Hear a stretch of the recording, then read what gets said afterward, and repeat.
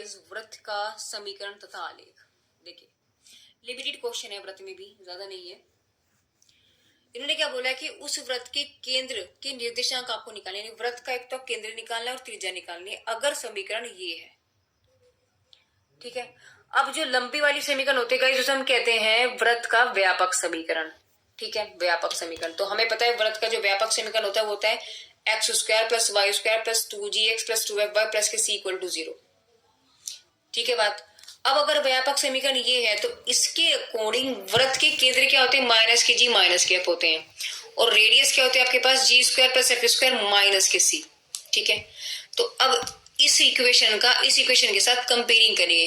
Comparing से पहले देखो ये जो इक्वेशन है इनके कोएफिशिएंट कितने हैं 1 1 1, तो यहाँ क्या है 2 2 2, तो पहले मुझे इनको हटाना पड़ेगा, यानी इस 2 को हटाना पड़ेगा। तो मैंने क्या कर दिया यहाँ पे 2 से भाग,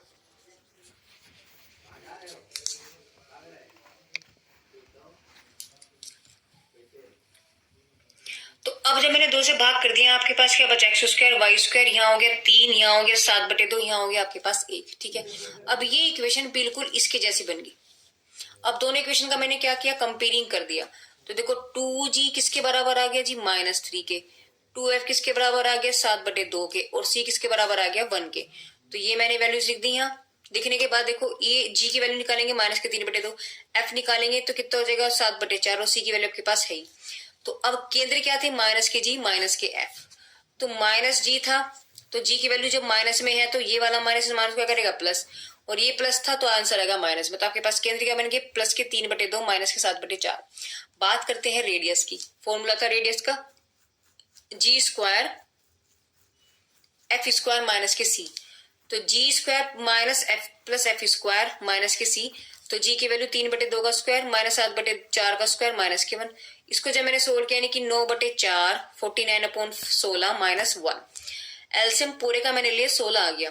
तो जब 4 से डिवाइड किया इसको मैंने, देखो 4 चौक 16, 4 ऊपर आ गया, ये 49 सेम रहा, और 16 की तो बस डायरेक्ट मल्टीप्लाई होगी। तो जब इसको मैंने कैलकुलेट किया गाइस आपके पास कितना आ जाएगा √69। देखिए √16/4, देखो 36 में 9 चौक 36, 49 माइनस 16, तो दोनों को जब मैंने ऐड किया जो भी कुछ आएगा उसमें से -16 कर देंगे, आपके पास बचेगा 69। नीचे 16 है, 16 बाहर के क्या हो गया 4, तो तीजा आपके पास आ गया √69/4। चलिए आप स्क्रीनशॉट ले लीजिएगा अभी क्वेश्चन का, यहीं से स्टार्ट है वृत्त का व्यापक समीकरण। ठीक है, चलिए आगे क्वेश्चन की तरफ चलते हैं। क्वेश्चन नंबर 2, उस वृत्त का समीकरण निकालो जिसके व्यास के सिरे ये हो। वृत्त ये है, व्यास ये जा रहा, व्यास के 2 सिरे दे दिए। जब हमें पता है व्यास के सिरे दिए हों तो इक्वेशन होती है x - x1 x - x2 plus y - y1 y - y2। तो ये x1 y1 x2 y2 यहाँ उठा के रख दो। जब ये रख दिया मैंने, इसकी मल्टीप्लाई देखो इसकी इसमें, इसकी इसमें, फिर इसकी इसमें, इसकी इसमें, ऐसे मल्टीप्लाई कर देंगे, फिर y की इन दोनों में, फिर 3 की इन दोनों में, तो आपके पास कैलकुलेट करके ही बन जाएगा। अब एक्स स्क्वायर वाई स्क्वायर को सेम लिख दिया, फिर एक्स उठा करके रखेंगे, एक्स कितना हो गया -5x, -3 -2 -5y, 4 और 6 10 बराबर 0। तो वृत्त का समीकरण आपके पास यही होगा। ठीक है, चलिए क्वेश्चन नंबर 3 की अगर हम बात करें, देखो एक वृत्त के, इसमें क्वेश्चन नंबर 3 में आपसे क्या पूछा, इसने बोला कि एक वृत्त के केंद्र के निर्देशांक दे दिए, यानी कि वृत्त के जो केंद्र है वो हमें दे दिए और त्रिज्या दे दी 3। तो वृत्त की समीकरण बताओ। देखो जब हमें केंद्र और त्रिज्या दी हुई हो तो हमेशा सूत्र हमारे पास जो होता है, इक्वेशन जो होती है वृत्त की वो होती है x - h का होल स्क्वायर y - k का whole square is equal to r का स्क्वायर। ठीक है, तो ये आपके पास है h और k क्योंकि केंद्र है, और ये आपके पास क्या होगी r, तो r की जगह रख दिया और h और k की जगह -1 और 2 रखा, तो -1 क्या बनेगा +1 हो जाएगा, यहाँ आपके पास 2 हो जाएगा। फॉर्मूला खोल देंगे a प्लस बी का स्क्वायर, तो a square plus b square plus 2ab है ना, y स्क्वायर यानी कि a square plus b square और माइनस आएगा, तो यहाँ आपके पास आ जाएगा 2ab। फॉर्मूला हमने खोला इक्वल टू 3 हो गया आपके पास 9। अब यहाँ से देखो एक्स स्क्वायर फिर वाई स्क्वायर सेम रखा, फिर 2x आएगा, फिर -4y आएगा। अब देखो 1 और 4 कितने हो गए 5, और इस 9 को धर लिया -9, तो 5 - 9 -4, तो सारी इक्वेशन सेम रहा, यानी कि x square plus y square plus 2x -4y - k4 equal to 0। तो ये जो बन के आएगा आपके पास क्या बन गया, आपके पास यही वृत्त का भीष्ट समीकरण होगा। आप इसका तुरंत आप उसका भी यहाँ पर एसएस ले सकते हैं, स्क्रीनशॉट ले लीजिएगा। चैप्टर नंबर 6 देखिए, 6 आपके पास व्रत की स्पर्श रेखाएं, सिर्फ एक ही क्वेश्चन है आपके पास, इसमें ज्यादा कुछ है नहीं। तो स्पर्श रेखाएं चैप्टर नंबर 6 में से सिर्फ एक ही क्वेश्चन निकला है। इन्होंने व्रत का समीकरण आपको दिया है और उन्होंने बोला व्रत के समीकरण के बिंदु इतने पर स्पर्श रेखा का समीकरण बताओ। देखो आपको इक्वेशन याद होनी चाहिए कि अगर व्रत का समीकरण ये है और किसी बिंदु से स्पर्श रेखा का समीकरण कह रहा है ना, तो आपके पास स्पर्श रेखा का समीकरण क्या बैठेगा, यानी कि अगर ये आपके पास व्रत है, इस व्रत की इक्वेशन तो ये है और ये कहीं कोई बिंदु ये रहा P है ना, x1 y1, इस पे स्पर्श रेखा जा रही है, तो इस स्पर्श रेखा जो ये जा रही है इसकी इक्वेशन पूछ रही है। तो इक्वेशन क्या होती है, x1 plus y y1 plus g x plus x1 plus f y plus y1 plus c equal to 0। अब आपको इक्वेशन क्या की भी नहीं, ये वाली। अब देखो इक्वेशन हमें पता है कि जो सामान्य समीकरण जो होती है, जो व्यापक समीकरण होती है, अभी लास्ट क्वेश्चन में हम लोगों ने किया भी था। देखो जो सामान्य समीकरण है, आपके पास जो व्यापक समीकरण होती है वो होती है x square plus y square plus 2gx plus 2fy plus c equal to 0। लेकिन यहाँ आपके पास क्या चल रहा है, इसको देखिएगा, आपके पास 4 आ रहा है, ये इक्वेशन होती है ना, लेकिन आपके पास 4 आ रहा है, तो इस 4 को हटाना पड़ेगा। इसका मतलब मैंने यहाँ से क्या किया, 4 से भाग कर दिया, तो 4 से भाग करके एक्स स्क्वायर वाई स्क्वायर, 4 3 12, 4 दूनी 8 और 4 एकम 4। क्लियर है बात। अब ये वाली समीकरण और ये वाली समीकरण सेम हो गई, कंपेयरिंग कर दो। जब आपने कंपेयरिंग किया तो देखो 2g किसके बराबर आ गया, -3 के, 2f किसके बराबर आ गया, 2 के, और c किसके बराबर आ गया, -1। तो c बराबर -1, 2f बराबर 2 और 2g बराबर -3। यहाँ से कैंसिल होके आपके पास क्या बचा, -3/2, इसकी वैल्यू 1 बची, c बराबर -1। तो x1 y1 तो आपके पास ये हो गए, ये आपके पास क्या है x1 और y1 हो गए, उठा करके यहाँ x1 y1 तो ये रखे जाएंगे, ठीक है, यानी x1 y1 हो गया। फिर आपके पास आता है g की वैल्यू क्या है, -3/2, फिर x, यहाँ x1 कितना है 1, प्लस f की वैल्यू कितनी है 1, y प्लस y1, तो y प्लस y1 कितना आपके पास 1 है, और c की वैल्यू कितनी है आपके पास -1 आ गई। इसको अब आप सोल्व कर लेंगे और कुछ नहीं, तो x प्लस y 3/2, इस 3/2 की इसमें मल्टीप्लाई करी, इसमें कर दी, फिर ये आपके पास ओपन खुल जाएगा, तो आपके पास आ गया -3/2 x -3/2 y प्लस 1 -1, इसे दोनों कैंसिल। यहाँ से पोरिंग में अगर हम एलसीएम ले लें 2 को, तो ये 2 यहाँ आ जाएगा, तो 2x प्लस 2y, ये बचेगा 3x और -3 बचेगा, और ये बचेगा आपके पास गाइज यहाँ भी 2 जाएगा, तो आपके पास बचेगा 2y। ठीक है, तो गाइज ये आपके पास इक्वेशन होगी सरल स्पर्श रेखा की। बस आपको देखो सिस्टम आपको अगर याद है तो क्वेश्चन को सोल्व करने में कोई दिक्कत नहीं है, आप स्क्रीनशॉट ले लीजिएगा। चलिए आगे चलते हैं, चैप्टर नेक्स्ट स्टार्ट हो गया, चैप्टर नंबर 7, इनकी फलन और उनकी सीमाएं। देखिए आपको कोई f(x) फंक्शन दिया है और आपसे इन्होंने f0, f(12), f(-12) और f1 की वैल्यू पूछी है। कुछ नहीं करना, जहां जहां ये इंपॉर्टेंट चैप्टर है इसी वाला, ये वाले क्वेश्चन जरूर आने वाले, आप समझ लीजिएगा, ठीक है, क्योंकि ज्यादा समय भी नहीं लेते, नंबर मार्क्स अच्छे बना देते हैं। तो f(x) आपको पास दे रखा, क्या पूछा 0, तो जहां जहां x है 0 रख दो, वैल्यू क्या निकल गई 7। जहां जहां x है वहां क्या रखेंगे 1/2, तो यहाँ 1/2, यहाँ 1/2 रख दिया, सोल्व किया, निकल गई वैल्यू। सोल्व करके आपके पास सोल्व आप कर सकते हो, इसका आंसर आ जाएगा आपके पास 9। ठीक है, बाकी आप स्क्रीनशॉट ले लीजिएगा, देख सकते हैं आप। -12 रख देंगे अब इसकी जगह। देखो अगर मुझे -12 वाली वैल्यू अगर पूछी है तो इसको हम पार्ट लिख देते हैं, पार्ट 1, पार्ट 2, पार्ट 3। देखो ये पार्ट 1 हो गया, ये पार्ट 2 हो गया, और ये पार्ट 3 हो गया, और ये आपके पास पार्ट 4 हो गया। ठीक है ना, तो ये चीज हमने कर दी। तो अब हमें क्या लिखना है, -½ तो जहां आपके पास x है ये, तो x की जगह क्या रखेगा -½ तो -½ इसको आप कैलकुलेट करेंगे गाइस, क्या निकल के आएगा आपके पास, देखिए 6 आ जाएगा आंसर। ठीक है, क्या आएगा 6। लास्ट में आपसे क्या पूछा है इन्होंने, 1 की वैल्यू पूछी है, f1, ये देखिए f1। तो जब वो f1 पूछा है तो जहां आपके पास x है, देखो इसमें जहां जहां x है वहां वहां उठाओ 1 रख दो, तो आपके पास आंसर क्या आ जाएगा 2 + 3 + 7, यानी आपके पास 12। तो यानी आपके पास चारों वैल्यू निकल गई, f0, f1/2, f(-1/2) और f1। ठीक है, आप इसका तुरंत अभी आप स्क्रीनशॉट ले लीजिएगा, ये लीजिए, ऊपर कर देते हैं अब इसको। चलिए नेक्स्ट क्वेश्चन की तरफ चलते हैं। देखिए क्वेश्चन नंबर 4 में इसने क्या बोला, f(x) बराबर ये फंक्शन दिया है, बोला इसने कि f tan² की वैल्यू ये आनी चाहिए। देखो जब x है तो ये फंक्शन है, और इस x की जगह अगर मैं tan स्क्वायर उठा के रख दूं तो आंसर निकल जाएगा। तो fx बराबर ये है, x की जगह क्या रखना है tan स्क्वायर, तो जहां जहां x से उठा करके मैं tan स्क्वायर रखना है, तो ये हो गया आपके पास f tan square 1 minus tan square 1 plus tan square theta, ठीक है ना। अब हमें पता है कि जो वो होती है आपके पास आइडेंटिटी होती है कि sec square theta minus tan square theta की वैल्यू 1 होती है, तो यहाँ से सेक स्क्वायर आपके पास क्या निकल गया 1 प्लस tan स्क्वायर थीटा, यानी ये वाली वैल्यू तो बन गई क्या सेक स्क्वायर थीटा।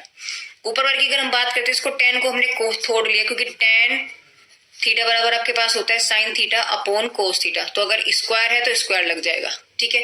तो आपके पास sine square upon cos square हो गया, एलसीएम ले लिया, इधर पहुंच गया, तो क्या हो गया आपके पास cos square theta minus sine square theta upon हो गया कोस स्क्वायर, नीचे आपके पास चल रहा है सेक स्क्वायर, इसकी चीज मैंने 1 मान लिया। देखो इनकी मल्टीप्लाई और इनकी मल्टीप्लाई, तो ये 1 तो ऊपर चला गया।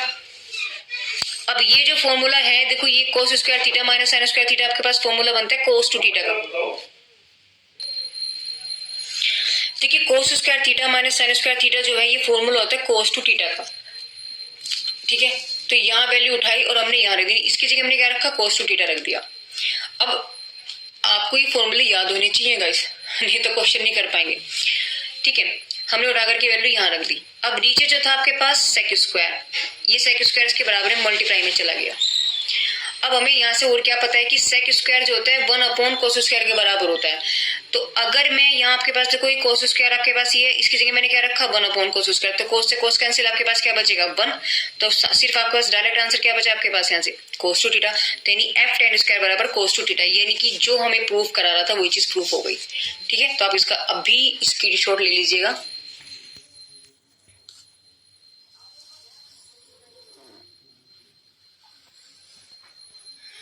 चलिए क्वेश्चन नंबर 5 पर चलते हैं।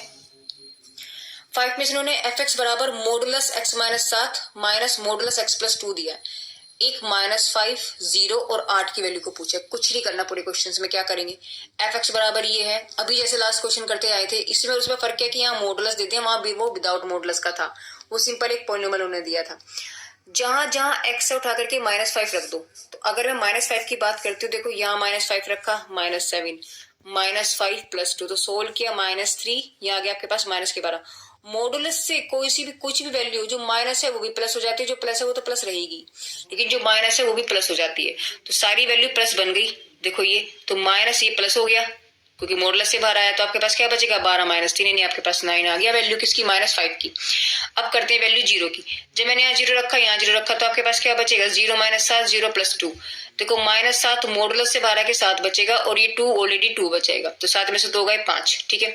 थर्ड आपके पास आता है F8, तो इसी में देखो x की जगह रखेंगे आप 8 - 7 8 प्लस 2, तो ये तो 10 हो गया और 8 - 7 1 बचा, दोनों वैल्यू पॉजिटिव है, मॉडुलस से करेंगे पॉजिटिव ही रहेंगी, तो 1 - 7 10 का मतलब है माइनस के 9, तो तीनों वैल्यू निकल गई आपके पास। देखिए आप स्क्रीनशॉट ले लीजिएगा अभी। चलिए क्वेश्चन नेक्स्ट देखते हैं, नेक्स्ट क्या है आपके पास। चलिए क्वेश्चन नंबर 6 की अगर हम बात करते हैं, एफ एक्स बराबर एक्स स्क्वायर दिया है, पूछा है कि F x plus H minus F x की वैल्यू क्या होगी। देखो जब एफ एक्स बराबर एक्स स्क्वायर है तो एक्स की जगह क्या रखना हमें एक्स प्लस एच, तो जहां एक्स है वहां एक्स प्लस एच रख दे, बाकी स्क्वायर सेम रहा, इसका फॉर्मूला खोल दे X square plus H square plus 2hx। अब यहाँ उठा के वैल्यू रखनी है, देखो इसमें तो ये वाली वैल्यू तो ये आ गई और माइनस ये, तो इसकी जगह तो ये रख दिया मैंने, इसकी जगह माइनस एक्स एफ एक्स की वैल्यू क्या आपके पास एक्स स्क्वायर कैंसिल क्या बचाइए, यहाँ से आप एच कॉमन ले लीजिएगा, तो आपके पास क्या बचेगा H plus 2x, that's all, ठीक है। चलिए क्वेश्चन नंबर 7 भी देखते हैं फटाक से क्या है।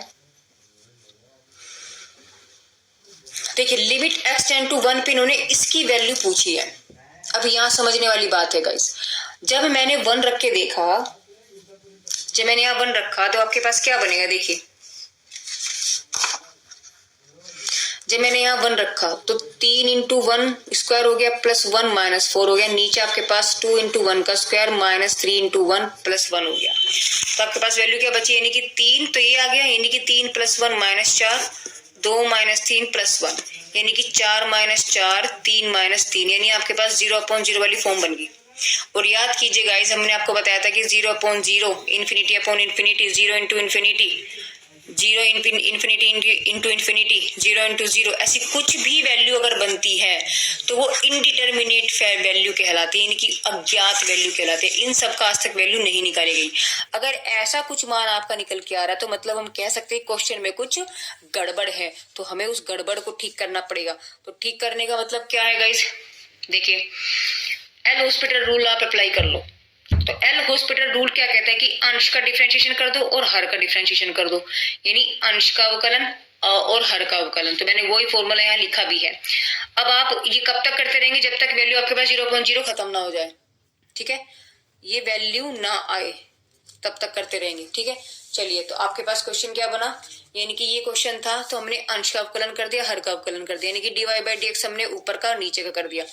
अब डिफरेंशिएशन की अगर हम बात करते हैं गाइस, तो देखिए हमें पता है कि x की पावर n का जो डिफरेंशिएशन होता है वो होता है n x की पावर n माइनस के 1।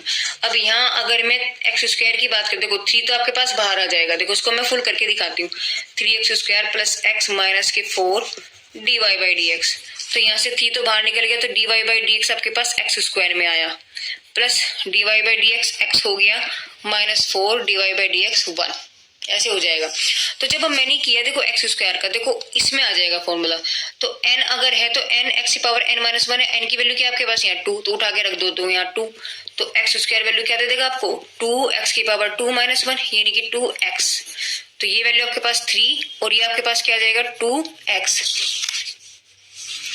ठीक है ना, प्लस अब अगर देखो यहाँ वैल्यू कितनी है 1, अब यहाँ 1 रखो, तो 1x की पावर 1 माइनस 1, यानी कि x की पावर 0, किसी की पावर 0 होती है क्या बनते हैं आपके पास 1, ठीक है ना। तो यानी इसकी वैल्यू कितनी है आपके पास 1, यानी x की वैल्यू आपके पास आई है 1 माइनस, ये होता है कांस्टेंट। जब जिस वैल्यू में आपके पास x ना हो तो वो आपको क्या कहलाता है, वो कांस्टेंट कहलाता है। कांस्टेंट का डिफरेंशिएशन होता है 0, तो वैल्यू हो गया आपके पास 0। तो यहाँ से क्या निकल गया 3 दूनी 6 प्लस 1, तो देखो 3 दूनी 6 प्लस 1 आगे वैल्यू। अगर हम नीचे वाले की बात करते हैं, यानी कि 2x square minus 3x plus 1 differentiation, तो इसमें करो, इसका करो, फिर इसका करो, तो जब इसका करेंगे 2 बाहर आ गया और dy by dx x square 3 बाहर लिया, dy बाई dx क्या हो गया x plus dy by dx हो गया आपके पास 1। तो एक्स स्क्वायर की अगर हम बात करते हैं देखो फॉर्मूला ये लगेगा, तो अगर आपके पास x की पावर n डिफरेंशिएशन आपके पास क्या है n x की पावर n माइनस के 1, तो n की वैल्यू क्या है आपके पास 2, तो यहाँ रखो 2x की पावर 2 माइनस 1 क्या बन गया 2x की पावर 1, ठीक है। तो ये इसका डिफरेंशिएशन क्या बना आपके पास 2 इंटू 2x माइनस 3, 1 का मैंने अभी निकाला था, क्या बनेगा देखो 1 रखो यहाँ, 1x की पावर 1 माइनस 1, देखो यहाँ रखेंगे ना, तो क्या बन गया x की पावर 0, किसी की पावर 0 1, तो नहीं ये आपके पास क्या बन गया 1, और ये है आपके पास कांस्टेंट, क्योंकि इसमें आपके पास x है ही नहीं। जब x नहीं होता तो वैल्यू आपके पास कांस्टेंट बन जाती है, और कांस्टेंट का डिफरेंशिएशन होता है 0। तो यानी आपके पास 2 दूनी 4 माइनस के 3, तो आंसर आपके पास क्या है 4x माइनस के 3। तो पहले का आंसर है आपके पास 6x प्लस 1, दूसरे का आपके पास 4x माइनस के 3, ठीक है। अब ये वैल्यू आ गई। अब अगर मैं इसमें x की वैल्यू को रख के देखूं तो देखो आपके पास 0.0 तो नहीं आया, आपके पास आंसर क्या गया 7/1, तो नहीं आंसर आपके पास कितना आ गया 7, ये आपके पास इसका आंसर होगा। चलिए क्वेश्चन नंबर 8 को देखते हैं। ये क्वेश्चन इंपोर्टेंट है गाइज, ठीक है ना। देखिए limit x tend to 0 5 sine 5x upon sine 2x की वैल्यू उन्होंने पूछी है। हमें पता है कि sine limit x tend to 0 अगर होता है और साइन x अपॉन x की वैल्यू क्या होती है 1, ये याद रखो आप, यानी कि ये एंगल इसके बराबर होगा, दोनों बराबर होंगे। तो इसमें भी मुझे वही काम करना है। मैंने ऊपर वाले में क्या किया, मैंने 5x था, नीचे 5x लाने के लिए मैंने 5x और 5x से डिवाइड और मल्टीप्लाई कर दिया, ठीक है। ऐसे ही नीचे 2x है तो 2x ऊपर नीचे मल्टीप्लाई कर दिया। अब ये नीचे वाला तो इसके नीचे ले आए,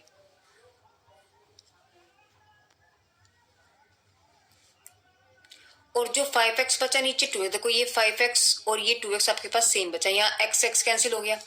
अब मैंने क्या किया, अब आपके पास लिमिट जो है, लिमिट को आप अलग अलग कर देंगे। देखो अगर आपके पास लिमिट आपके पास fx अपॉन gx है तो आप इसको क्या कर सकते हो, limit fx upon limit gx, आप इसको ऐसे लिख सकते हो। तो वही लिमिट मैंने अलग अलग कर दी, तो जब आपने अलग अलग कर दी ऊपर अलग देंगे नीचे अलग बन गया। अब देखो सेम फंक्शन बन रहा है, x है तो x है, 5x है तो 5x है, x है तो x है तो 2x है तो 2x है, 0 ही लिमिट है, तो इस पूरे की वैल्यू कितनी आ गई 1।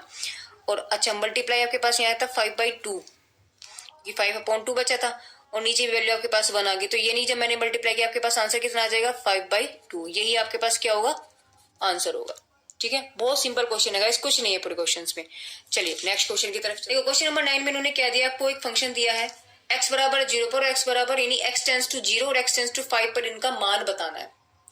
देखो लिमिट x टेंस टू 0 पर,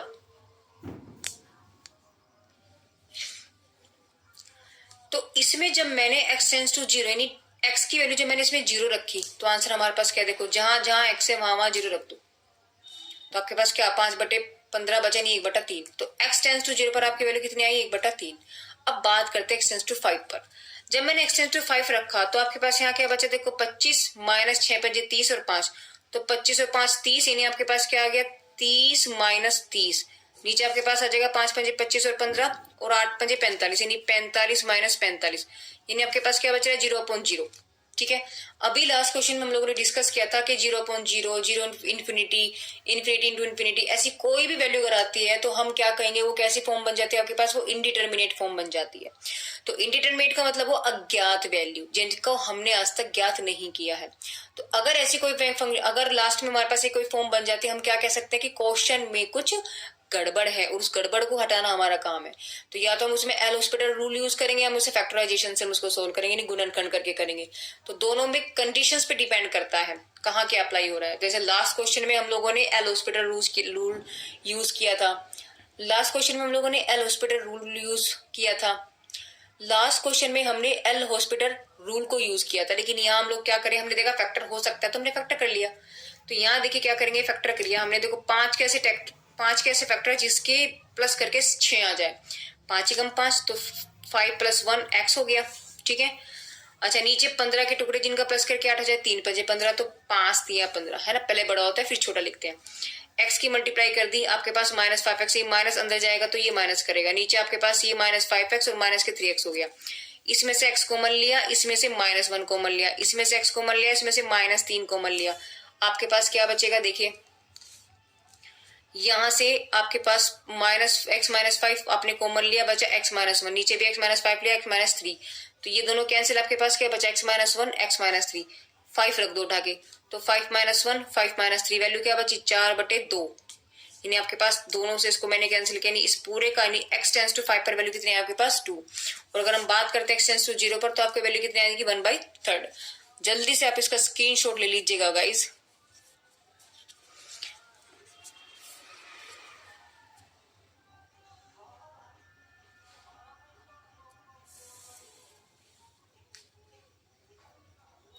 चलिए क्वेश्चन नंबर 10 और 11 और देखते हैं। 10 में इसने क्या दिया, देखो s टेंड टू इन्फिनिटी पर, पहला क्वेश्चन क्या था x टेंड टू 0 पर, फिर दूसरा पार्ट हमारा है x टेंड टू 5 पर। अब बात करेंगे s टेंड टू इन्फिनिटी पर, तो इसका मान बताना है। जब भी देखो इन्फिनिटी वाले जितने भी क्वेश्चन आएंगे ना गाइस, सब में क्या करना है, x² से अंश और हर दोनों में भाग करना है। इन्फिनिटी वाले क्वेश्चन में हमेशा याद रखिए क्या करेंगे, x² से दोनों ऊपर नीचे हम भाग करेंगे। तो आपने जब भाग किया आपके पास क्या हो गया, देखो x² x, 5x x², 2x/2 value कटने के बाद ऐसे मैंने नीचे किया, कटने के बाद आपके पास यहाँ बचा 2, यहाँ बचा 5x और यहाँ बचा 2x², ऐसे नीचे बचा 4x 3x², राइट। अब x की वैल्यू रख दी, जब मैंने रखी तो 2 + 5/∞, 2/∞, या इन्फिनिटी का स्क्वायर कर लो, कुछ भी कर लो, बात एक ही है। तो अब हमें ये चीज पता है कि 1/∞ की वैल्यू होती है 0, तो 1/∞, 5/∞ का मतलब क्या हो गया 5 × 0, यानी वैल्यू 0 बन गई, ये भी 0 बन गई, ये भी 0 बन गई, ये भी 0, तो 2/7 आपके पास क्या बचा इसका आंसर। देखो बहुत इजी क्वेश्चन होते हैं इन्फिनिटी वाले, सिर्फ फंडा क्या याद रखना है आपको कि आपको ऐसे क्वेश्चन में हमेशा जो आपके पास पॉलिनोमियल होगा, यानी आपके पास जो बहुपद आपको दिया रहेगा, फंक्शन जो आपको दिया रहेगा, उसमें आप x² से ऊपर नीचे डिवाइड करेंगे, बस करने के बाद इन्फिनिटी वैल्यू रख दो, 0 0 बन जाएगी आपके पास और कुछ नहीं होने वाला। चलिए क्वेश्चन नंबर 11 की अगर हम बात करते देखिए इसको, x टेंस टू 0 पर इसने बोला है कि 1 - cos x/x का मान बताना है। मैंने जब x टेंस टू डायरेक्टली इसमें 0 रख के देखा तो आपके पास क्या बचा 1 - cos 0/0, cos 0 की वैल्यू 1 से 1 कैंसिल, 0/0। अभी हम लोगों ने लास्ट क्वेश्चन में देखो यहाँ डिस्कस किया था कि अगर 0/0, 0 इन्फिनिटी ऐसी कोई भी वैल्यू आपके पास आती है तो क्या करेंगे हम लोग, मतलब क्वेश्चन में कुछ गड़बड़ है, उस गड़बड़ को हमें हटाना है। अब देखो ये वाला क्वेश्चन क्या था, इसमें हम फैक्टर कर सकते थे, हमने फैक्टर कर लिया, कोई दिक्कत नहीं हुआ, सोल्व कर लिया। जबकि 0.0 फॉर्म बनी थी, 0.0 यहाँ पर भी है। लेकिन यहाँ आपके पास फैक्टर नहीं हो सकते, तो हम क्या यूज करेंगे यहाँ पर, एल हॉस्पिटल रूल। ठीक है ना, क्या यूज करेंगे हम यहाँ पर, एल हॉस्पिटल रूल। ये रूल ये कहता है कि अंश का डिफरेंशिएशन करेंगे और हर का भी डिफरेंशिएशन करेंगे। तो मैंने क्वेश्चन ये था तो ऊपर वाले का डिफरेंशिएशन कर दिया, नीचे वाले का डिफरेंशिएशन कर दिया। देखो 1 तो आपके पास क्या है, कांस्टेंट, इसकी वैल्यू बन गई 0। cos x का जो इंटीग्रेशन यानी cos x का, यानी कि मैं यहाँ लिख देती हूँ, डिफरेंशिएशन ऑफ cos x का क्या होता है आपके पास, माइनस के sin x होता है। अब ये वाला माइनस ऑलरेडी है आपके पास, तो ये आपके पास देखो यहाँ से आपके पास कुछ थोड़ा सा मुझसे मिस्टेक हुआ है। यहाँ पर क्या हुआ है, देखो ये ऐसे आएगी वैल्यू माइनस, तो ये माइनस प्लस हो जाएगा, तो आपके पास वैल्यू प्लस आएगी। ठीक है ना, यानी x आपके पास क्या बन जाएगा, देखो अभी हमने आपको प्लस क्वेश्चन में बताया था, वैल्यू बनेगी उसके पास आपकी 1, क्योंकि हमें पता है x की पावर n का जो डिफरेंशिएशन होता है क्या होता है गाइस, n x की पावर n-1। तो अगर ये 1 में यहाँ रखो तो 1 x की पावर 1 - 1 x की पावर 0, 0 की वैल्यू होगी 1। तो यानी डिफरेंशिएशन ऑफ x का क्या आंसर आया आपके पास, 1 निकल के। तो ये नीचे आपके पास 1 आ गया, 1 का कांस्टेंट है, 1 आपके पास कांस्टेंट है तो 0 होगी, cos x का हो गया sin x, है ना, इसे आप ऐसे बॉक्स में बंद कर दीजिए। तो माइनस आपके पास प्लस sin x, तो sin मैंने डायरेक्टली अभी यहाँ 0 रख दी, x की वैल्यू क्या है 0, तो sin 0 की वैल्यू होती है 1। Question solve. ठीक है।